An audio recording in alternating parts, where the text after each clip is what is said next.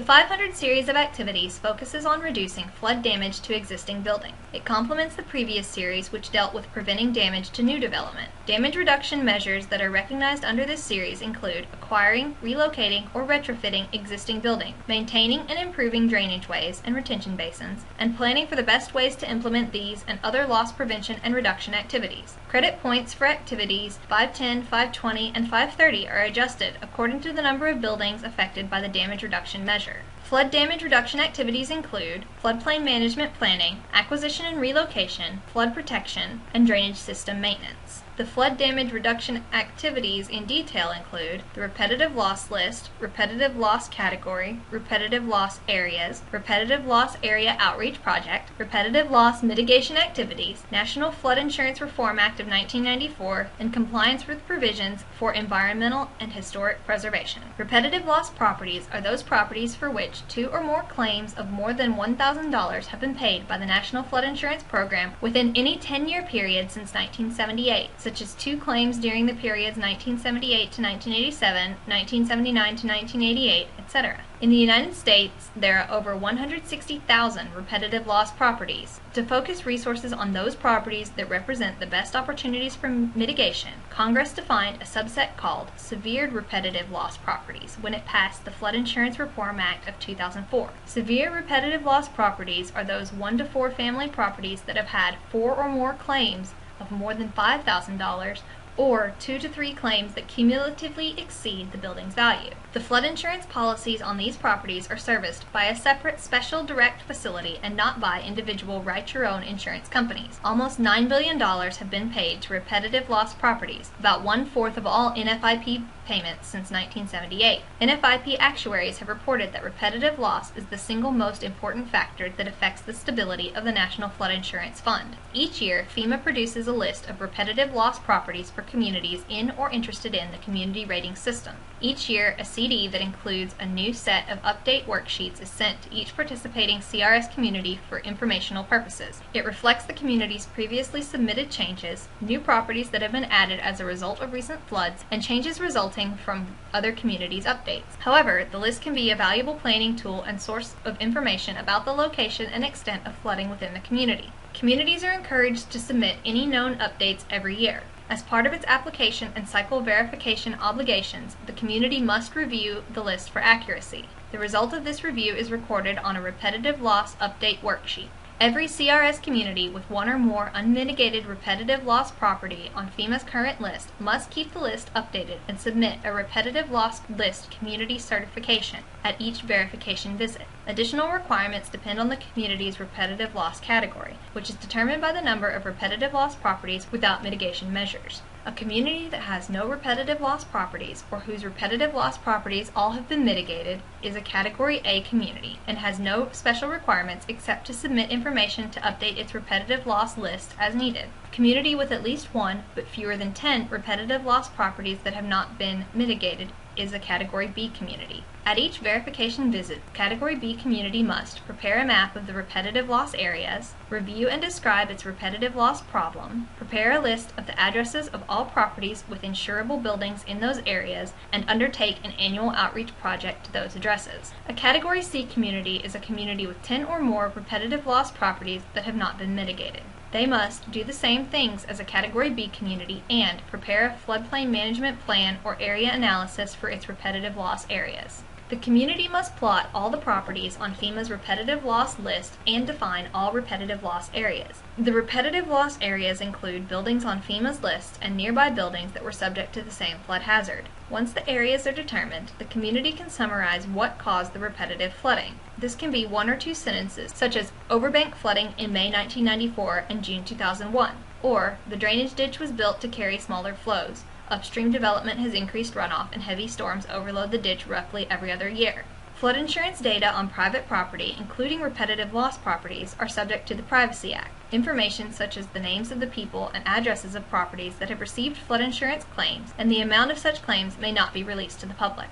A Category B or C community must implement an annual outreach project to the properties in the mapped repetitive loss areas that have insurable buildings, and include a copy of the project with its application and annual recertification. The outreach project must advise the recipient of four things: that the property is in or near an area subject to flooding, what property protection measures are appropriate for the flood situation, what sources of financial assistance may be available for property protection measures, and basic facts about flood insurance. The outreach project must be delivered to all properties in the repetitive loss areas, not just to the properties on the FEMA list. This may be done in one of two ways: an outreach project that is distributed each year to the properties in the repetitive loss areas that have insurable buildings, or an annual outreach project developed as part of a program for public information credited under Activity 330. The PPI committee may conclude that there are more effective ways to inform repetitive loss area residents than mailing a notice once a year.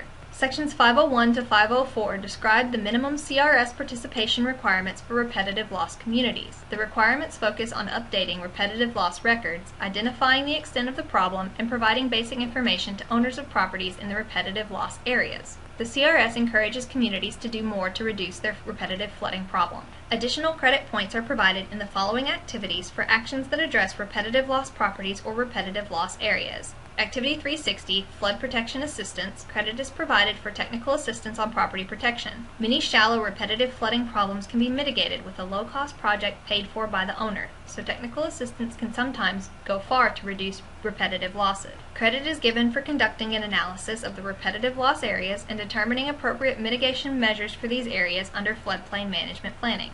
Bonus points are provided for acquiring or otherwise removing repetitive loss properties, with larger bonuses for severe repetitive loss properties under acquisition and relocation. Flood protection bonus points are provided for retrofitting or otherwise protecting repetitive loss properties, with larger bonuses for severe repetitive loss properties.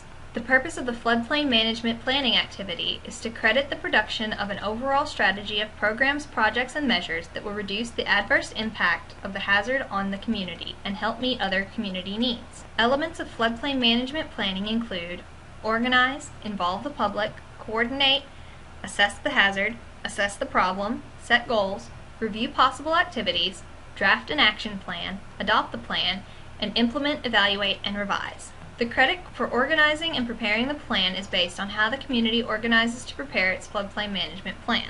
The planning process must include an opportunity for the public to comment on the plan during its development and before its approval. Members of the public may be part of the planning committee created under Step 1, or they may be organized as a separate committee. Most communities' flood problems have been studied already. There are likely to be existing plans, studies, and reports on flooding that need to be reviewed. There also may be flood protection activities being considered or implemented by other agencies. The coordination planning step credits incorporating other plans and other agencies' efforts into the floodplain management plan.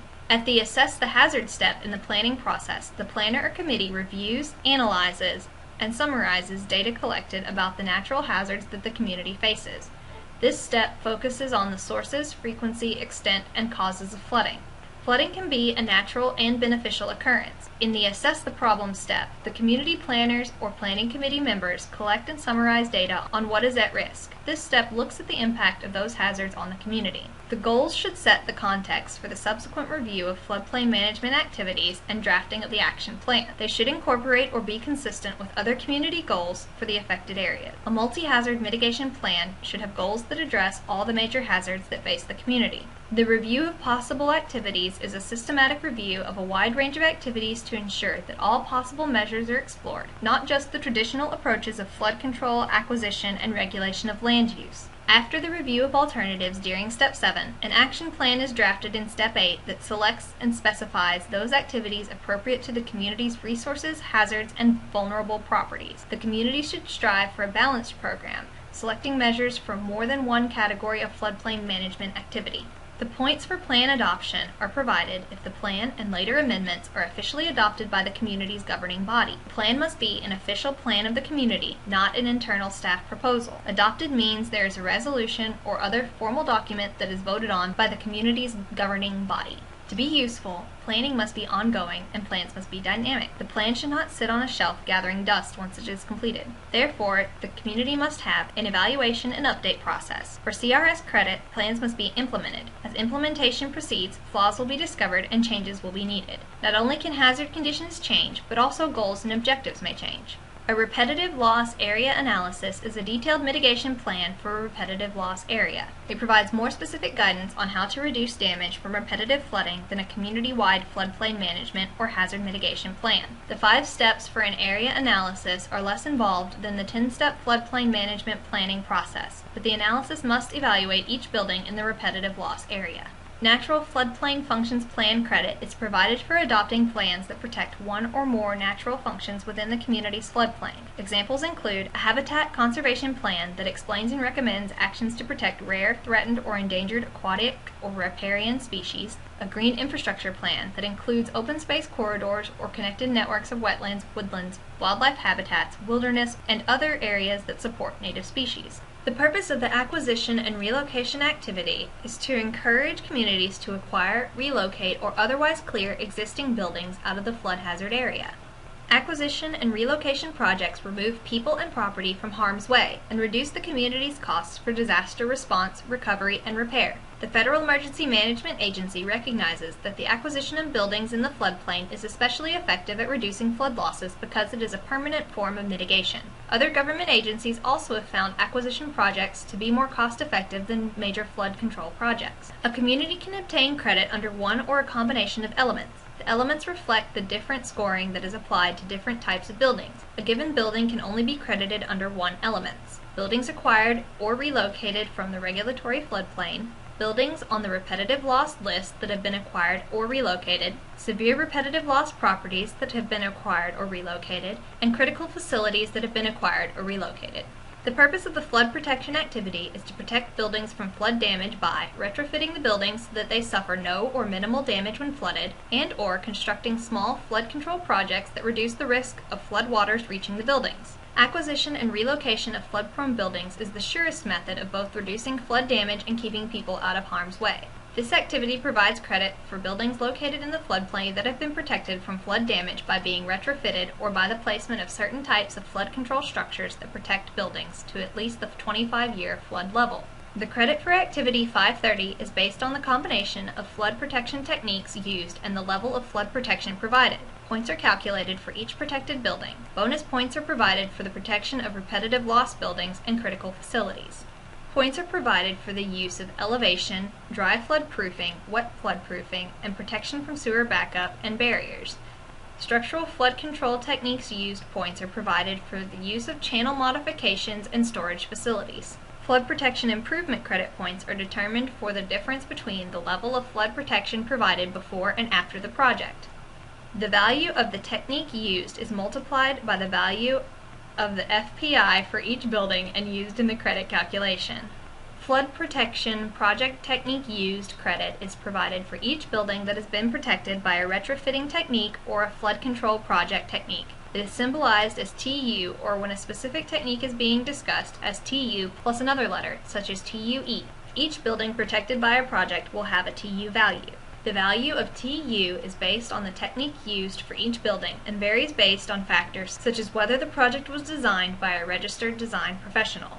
Flood Protection Improvement, or FPI, is a measure of the enhanced flood protection that a given project provides for a given building.